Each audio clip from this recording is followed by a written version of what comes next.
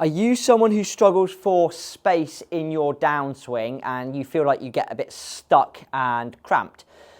What we tend to see with that person is that they get into position 6 in their golf swing, which is this spot where it's the last shaft parallel, and their hands are quite a long way behind their trail thigh. Now what this does is it massively hinders strike, it massively hinders the ability to hit down at the golf ball, deliver a low point and an arc depth that's under control, and a dynamic loft that's also under control.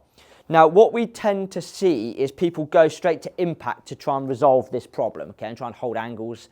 But what we tend to find is it happens much earlier in the action, even relating to setup and just not being organised from the start.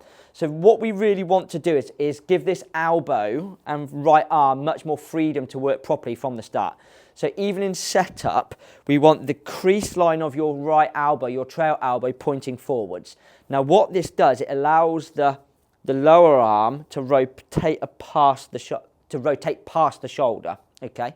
If this scapula is really rounded and internally rotated, what it does is it allows that arm to pinch up high. The right elbow gets out of position very early.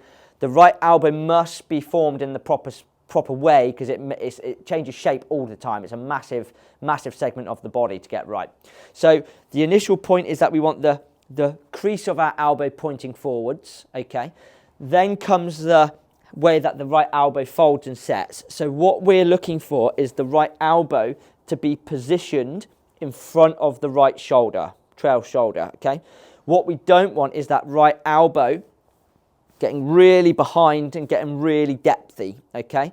Now, what this does, it doesn't allow for any space on the way down. The right elbow is pinned behind my right shoulder, which now is massively restricted via my right hip, okay? So there's nowhere to go. So the hands then can't get back out in front.